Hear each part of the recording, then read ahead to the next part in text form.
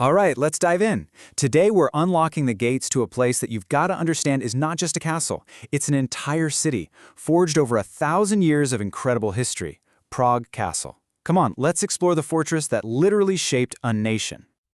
Okay, first off, just get a load of this number. Over 1 million. That's the sheer number of people who flock to Prague Castle every single year, which makes it one of the absolute top destinations in all of Europe. So what's the big deal? What are they all coming to see? Well, here's the thing, and this is what most people don't get. Prague Castle, it isn't just one building. It's this huge, sprawling complex. I'm talking palaces, churches, fortifications. It's literally a city inside a fortress. And yeah, we're about to dive into all of it. To really get a place like this, you can't just look at it as it is right now. Nope, we've got to peel back the layers of time, kind of like an onion. Because this castle wasn't just built by a few architects, it was built by centuries of, ambition, conflict, and incredible art. The way this place evolved is just wild. I mean, it all started on top of an old Celtic settlement. But the real foundation, the first stones, were laid way back in 1085 by the Premeslid dynasty.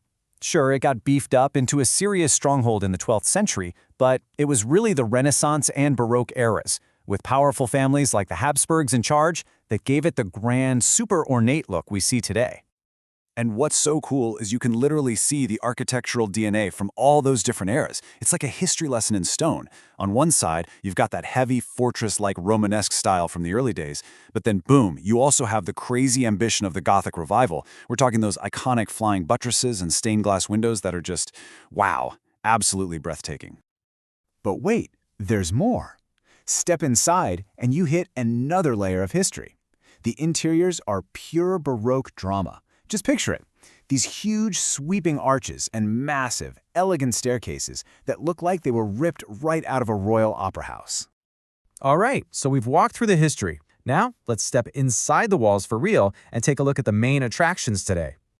We're going to hit 3 can't-miss spots: St. Vitus Cathedral, the Golden Lane, and of course, the Royal Palace. First up, St. Vitus Cathedral. This place is basically the spiritual heart of the whole complex, and it is an absolute masterpiece of Gothic architecture. The detail in the carvings, just insane. And when the sun hits those famous stained glass windows, oh man, the whole place just lights up and feels completely transformed. So we go from this massive, grand cathedral to the Golden Lane. It's this tiny, charming little street with these colorful houses that honestly look like they're straight out of a fairy tale. But this was the real deal. It's where the castle guards, the craftsmen, and even goldsmiths used to live. And our last stop on this little tour is the Royal Palace. This was the center of power, the real deal. It was home to the Bohemian kings, and today you can walk through these grand halls and see priceless art, amazing artifacts, and even the Czech crown jewels themselves. Incredible. Okay, so that's the main tour. But this place is just packed with secrets. And these are the little details that really show you what it's all about. That it's not just some pretty palace, but a serious fortress and a huge cultural icon. Check this out. 10 meters. That's what, like 33 feet? That's how thick the castle walls are in some spots. So yeah, this was no mere palace. This was built to be an almost impenetrable fortress, designed to survive a full-on siege.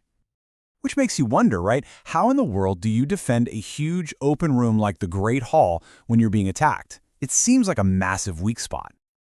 The answer is just brilliant medieval engineering. Seriously clever stuff. The Great Hall had this amazing system of pulleys and counterweights. It meant they could seal these huge doors and shutters shut in a heartbeat, turning this fancy ceremonial hall into a fortified bunker in just a few moments. Genius. And the stuff inside the castle is like a time capsule. You've got actual ancient relics from the Roman Empire, just tucked away.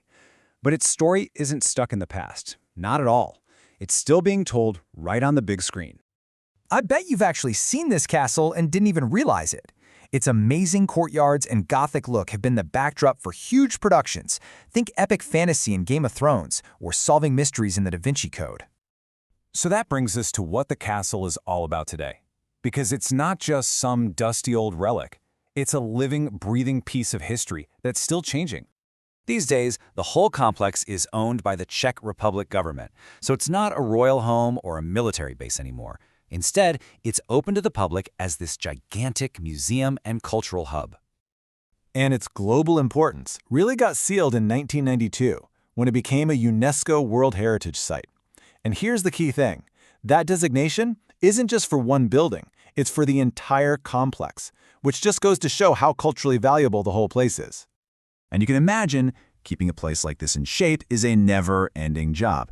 There's always restoration work going on. It's this constant, careful effort to keep it looking beautiful and protect its history for, all of us in the future. So that kind of leaves us with one last big thought. This incredible place has been standing for over 1,000 years. Just think about what it's seen. The rise and fall of dynasties, of empires, of whole political systems. It's seen it all. So the real question is, what's it going to see in the next 1,000 years?